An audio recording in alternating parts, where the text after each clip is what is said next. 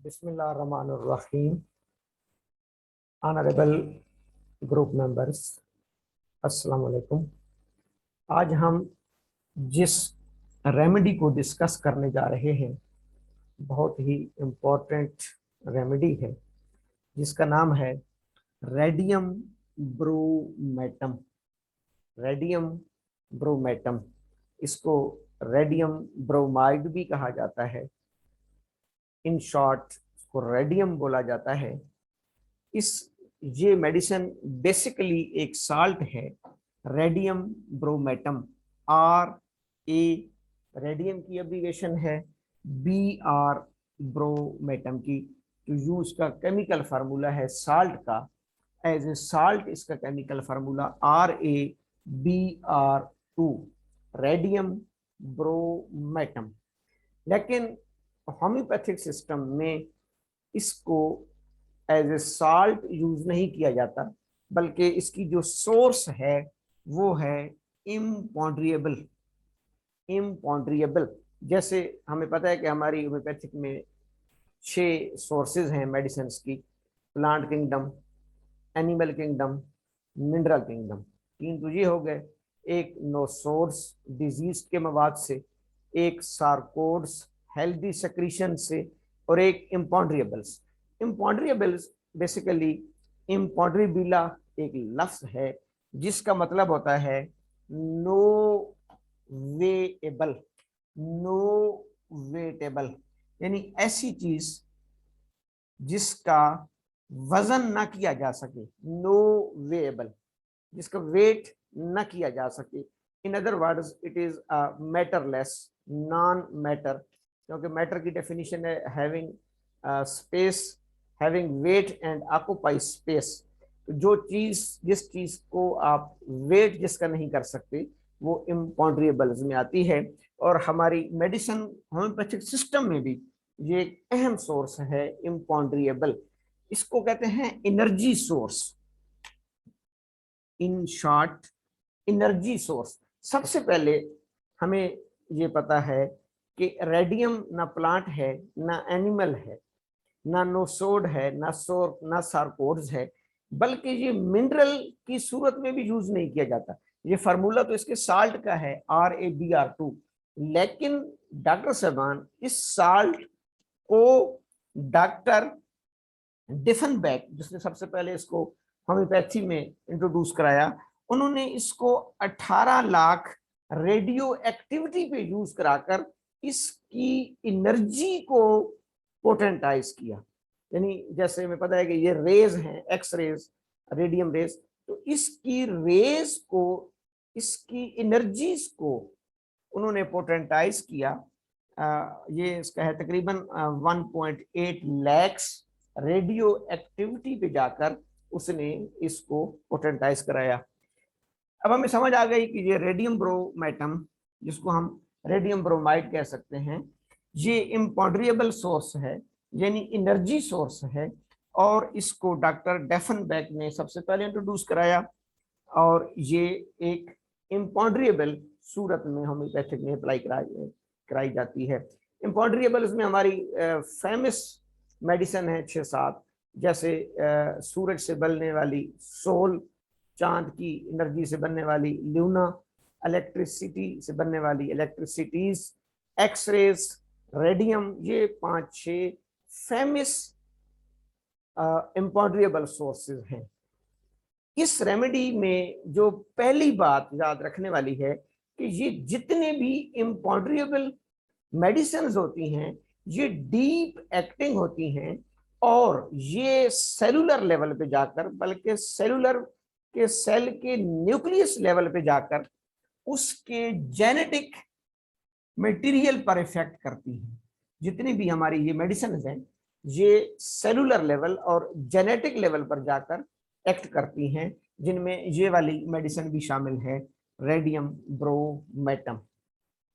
क्योंकि इम्पॉन्ड्रिएबल है तो इसका बॉडी में जो मेन इफेक्ट है, जिसको हम इसकी अफिनिटी कह सकते हैं, इसकी बॉडी में जो अफिनिटी है वो बोन्स के साथ और बोन्स के कनेक्टिव टिश्यूज के साथ।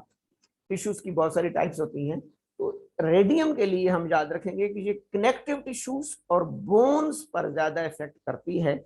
इसको आम जबान में बोन सीकर भी कहा जाता है। बोन सीकर, सीक करने वाला। यानी जब ये बॉडी में जाती है, जब रेडियम की एक हाई डोज, ओवरडोज आप इसकी एनर्जी की बॉडी में इंटर करेंगे, तो वो बोन्स के सेल्स पर, सेल्स की सरफेस पर एब्जॉर्ब होकर उन सेल्स को एक्सपोज करती है, उन सेल्स पर इफेक्ट करती है। तो ये दो लफ्ज हमें याद रखने पड़ेंगे कि बोन और कनेक्टिव टिश्यू, क्योंकि वैसे तो तमाम मेडिसिन की इलामात आपस में मिलती हैं। अब इस वजह से जितनी भी बोन से रिलेटेड मसल्स होंगे, यानी स्केलेटल मसल्स या बोन से रिलेटेड जो टिश्यूज होते हैं, बिलखसूस कनेक्टिव टिश्यूज, उन पर ये इफेक्ट करती है। स्किन पर, स्केलेटल मसल्स के ऊपर जो हमारी स्किन है, रूमेटिज्म में, गाउट में, स्पाइनल कार्ड्स में, जो कि बोन्स प्लस टिश्यूज। तो जहां जहां, मुख्तसर बात यह है कि bones, ligaments, tendon, blood, lymphatic system, इन सिस्टम्स के साथ इसकी ज्यादा अफिनिटी है। एक सबसे इंपॉर्टेंट इसकी सिम्टम ये है कि ये कार्सिनोजिन का किरदार अदा करती है। कार्सिनोजिन, कार्सिनोजिन यानी जो लोग रेडियम की शों से ज्यादा एक्सपोज होते हैं, उनकी प्रोफेशन ऐसा है या उनका काम ऐसा है कि अक्सर उनकी बॉडी पर रेडियम की रेस पड़ती रहती हैं, तो उनमें कैंसर का चांस ज्यादा होता है। Radium is a carcinogen. Carcinogen is any antigen which may cause cancer. इसलिए एक बात याद रखनी है कि सार्कोमा जो बोन्स और कनेक्टिव टिश्यू का कैंसर होता है, वैसे तो there are so many kinds of cancer, specially doctor साहबान जहां पर आपको सार्कोमा मिलेगा, सार्कोमा, बोनी कैंसर या cancer of the connective tissues, उसमें रेडियम का किरदार ज्यादा होता है। क्योंकि सार्कोमा को काज करने में रेडियम का किरदार है, इसलिए हम इसको पोटेंटाइज करके उस कैंसर के खिलाफ एज ए रेमेडी यूज करा सकते हैं, और इसको कराना भी चाहिए। मैंने कहा जैसे ये जेनेटिक लेवल पे काम करती है, और कैंसर तो जो बीमारी भी क्या है, it is the uncontrolled proliferation of cell due to activation of oncogene and oncoproteins. जिस जगह पर ऑन्कोजीन्स एक्टिवेट हो जाए, वो ऑन्कोप्रोटीन प्रोड्यूस करना शुरू कर देते हैं, और वो सेल नॉर्मल सेल से कैंसरस सेल में तब्दील होना शुरू हो जाते हैं। अब क्योंकि बॉडी की बहुत से स्ट्रक्चर्स हैं, बहुत से ऑर्गन्स हैं, तमाम में कैंसर हो सकता है, तमाम में ऑन्कोप्रोटीन्स प्रोड्यूस हो सकती हैं। स्पेशली जब कनेक्टिव टिश्यू में सार्कोमा हमें मिलेगा, सार्कोमा, तो उसमें रेडियम का किरदार बढ़ जाता है, नंबर एक। नंबर दो, कुछ पेशेंट्स, कैंसर पेशेंट रेडियोथेरापीज करा रहे होते हैं, जैसे नूरी हॉस्पिटल है इस्लामाबाद में, nuclear oncology radiotherapy institute Lahore में है, पेशावर में है। तो जो रेडियोथेरापीज करा रहे होते हैं कैंसर की, उनके बद असरात, जिस उसके लिए जिस आप कह सकते हैं कि very very similar remedy is radium. Radium उन रेडियोथेरापी, कैंसर का पेशेंट रेडियोथेरापी तो करा रहा है, लेकिन उसके जो बैड इफेक्ट्स आ रहे हैं, उसके जो साइड इफेक्ट्स आ रहे हैं, उसके जो आफ्टर इफेक्ट्स आ रहे हैं, उनके लिए हम रेडियम को रिकमेंड कर सकते हैं, और वहां पर इसका बहुत अच्छा रिजल्ट है। क्योंकि ये बजाते खुद कैंसर काज करती है, और फिर कैंसर की रेडियोथेरापीज हो रही हैं, वहां पर रेज के बैड इफेक्ट, बद असरात आ रहे हैं। जैसे आपने देखा होगा कि जो कैंसर पेशेंट्स रेडियोथेरापी करा रहे होते हैं, उनके बाल गिरते हैं, उनका स्टोमाटाइटिस, मुंह में इन्फ्लेमेशन हो जाती है, टेम्परेचर हो जाता है, डायरिया हो जाता है, बहुत सारी वोमिटिंग होती है। तो उन तमाम बैड इफेक्ट्स के लिए भी हम इसको याद रखेंगे, bad effects of radiotherapy. Bad effects of radiotherapy के लिए भी हम रेडियम को रिकमेंड करेंगे। इसी तरीके से रेपरेटरी में कीमोथेरापी के बैड इफेक्ट्स के लिए कैडमियम सल्फ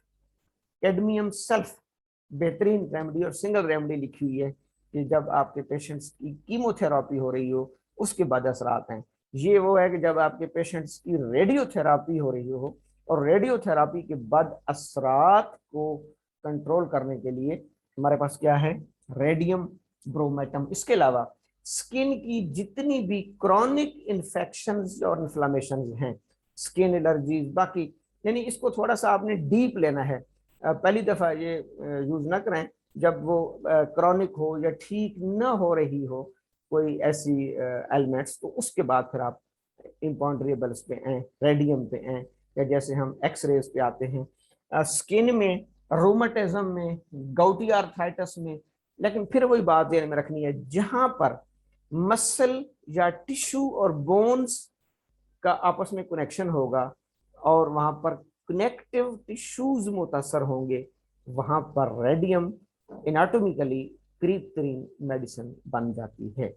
एक इसकी मैं आपको माइंड सिम्टम भी एक्सप्लेन कर दूं, क्योंकि अक्सर हमें माइंड सिम्टम भी देखनी पड़ती है। इसका patient fear of being alone in the dark, इसका मरीज अंधेरे में, fear of being alone in the dark, इसका मरीज अंधेरे में अकेला रहने से घबराता है, खौफ खाता है। इसकी आसान मिसाल है, जैसे रात को सोते वक्त हम लाइट ऑफ कर देते हैं, तो वो पेशेंट जो अकेला कमरे में सो रहा है वो कहता है मेरी लाइट बंद नहीं करनी, मेरी लाइटें बंद नहीं करनी, तो मुझे अंधेरे में नींद नहीं आती है, डर लगता है।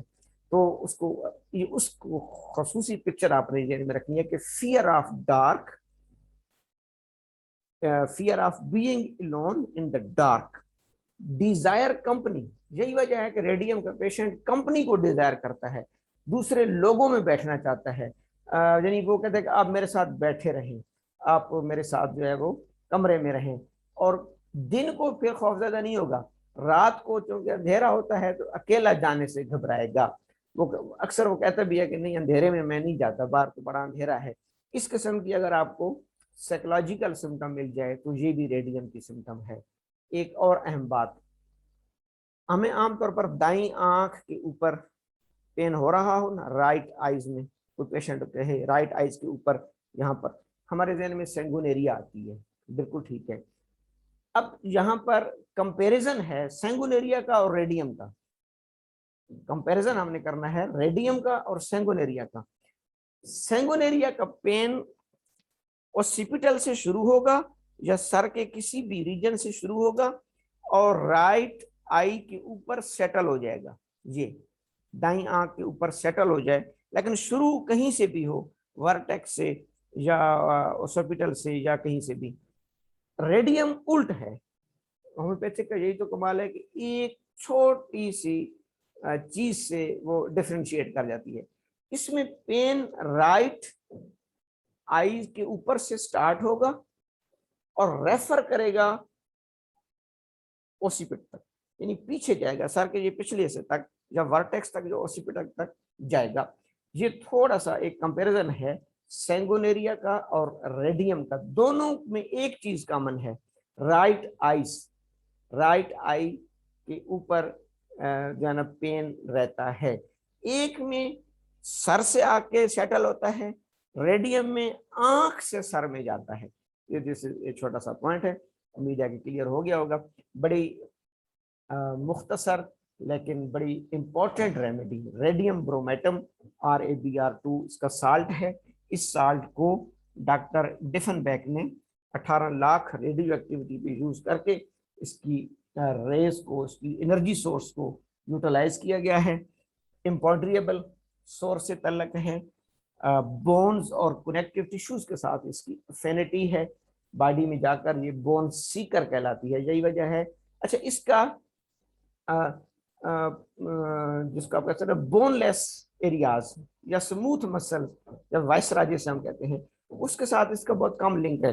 यानी ये जो हमारा एब्डोमेन है जिसके 9 रीजन है, ये हमारा एब्डोमेन है, इसके 9 रीजन है, epigastric, hypogastric, right hypochondriac, left hypochondriac, iliac fossa, left iliac fossa. इन एरियाज में अगर कहीं पेन है तो शायद रेडियम काम नहीं करेगी, क्योंकि वो स्मूथ मसल है, वहां बोन्स नहीं है, छोटी छोटी चीज पैथोलॉजी में वहां बोन्स नहीं है।